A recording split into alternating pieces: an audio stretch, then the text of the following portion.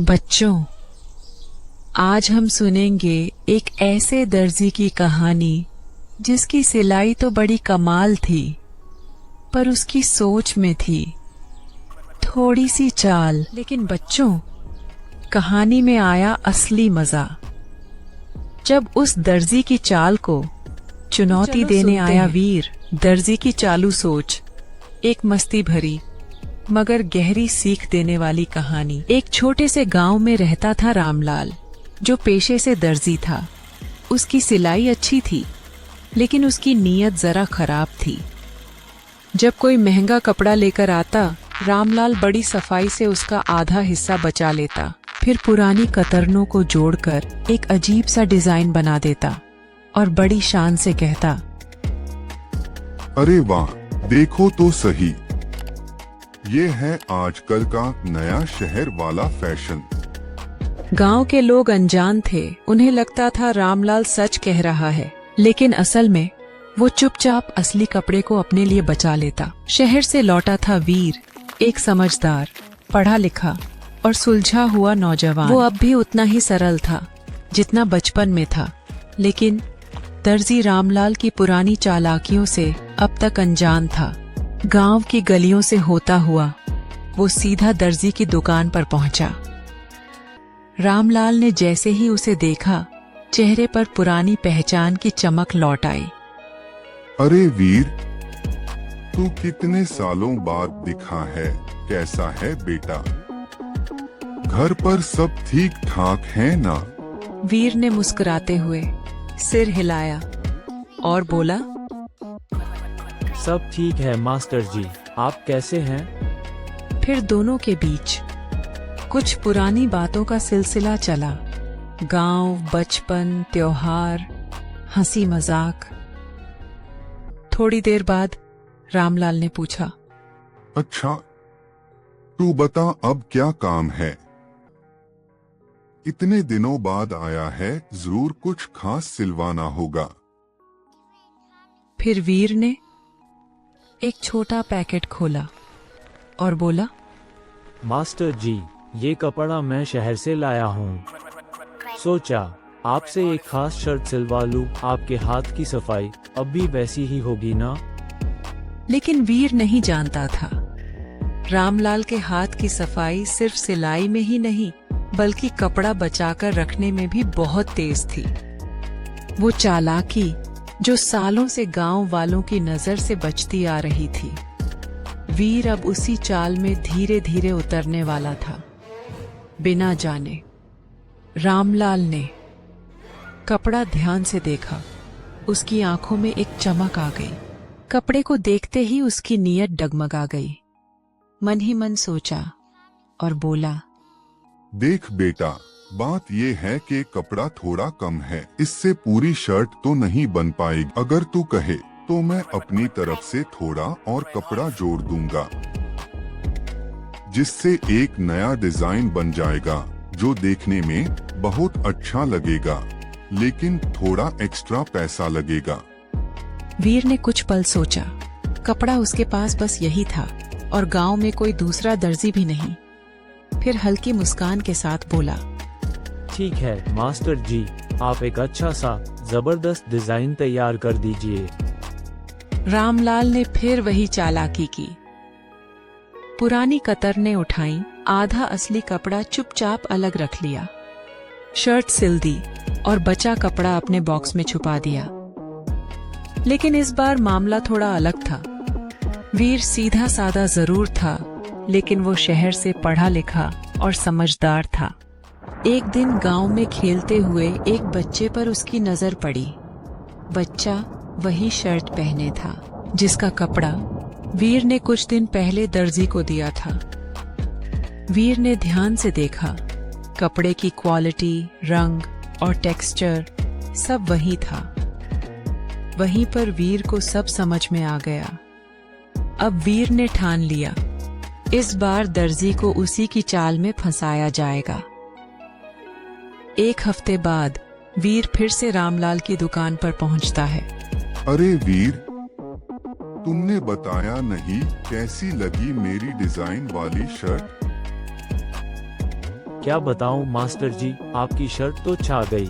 मैं जब शहर गया था तो कई लोगों ने रोका, बस शर्ट का ही पूछते रहे, कहने लगे कहाँ से बनवाए। अरे वाह, सच में क्या? आपका हुनर तो शहर में चल सकता है और मैंने सोचा आपकी सिलाई और मेरा प्लान मिल जाए तो दोनों मिलकर खूब पैसा कमा सकते हैं।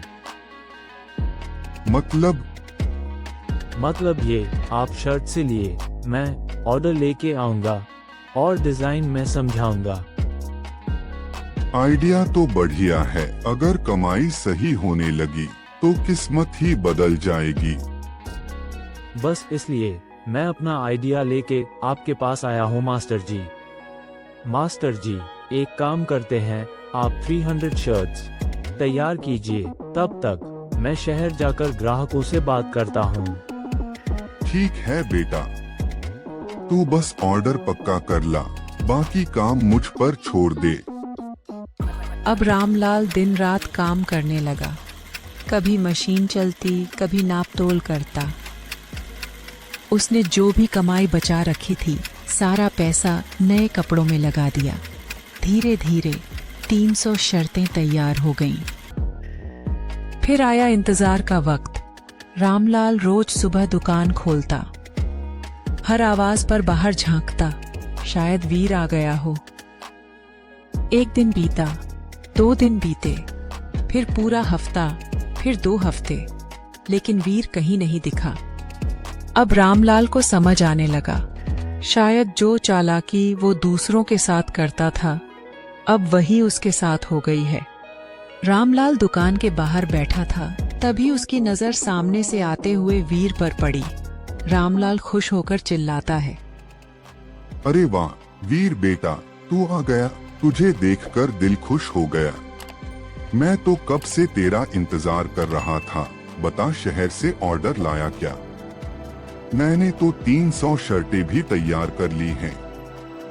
कौन सा ऑर्डर मास्टर जी? मैंने तो आपको कोई भी ऑर्डर नहीं दिया। क्या? अरे तूने ही तो कहा था कि तू शहर जाकर ग्राहक लाएगा और मैं शर्ट तैयार करूं। मैंने तो दिन रात एक कर दिए, अपनी सारी जमा पूंजी कपड़ों में लगा दी। कुछ ही देर में गांव के बुजुर्ग और लोगों की भीड़ इकट्ठा हो गई। सब पूछने लगे, क्या हुआ रामलाल, इतना परेशान क्यों है? मैंने भरोसा किया, 300 कपड़े बना दिए और अब वीर कह रहा है उसने कुछ कहा ही नहीं। रामलाल, जब तुम दूसरों के कपड़े छुपाते थे तब भी किसी ने कुछ नहीं कहा। आज जब खुद पर आई तो बुरा लग रहा है। ये बात धीरे धीरे गांव के सरपंच तक पहुंच गई। गांव की पंचायत, सब लोग जमा हैं। सरपंच जी रामलाल को देखकर पूछते हैं, रामलाल, क्या बात हो गई? गांव में इतना हंगामा क्यों है?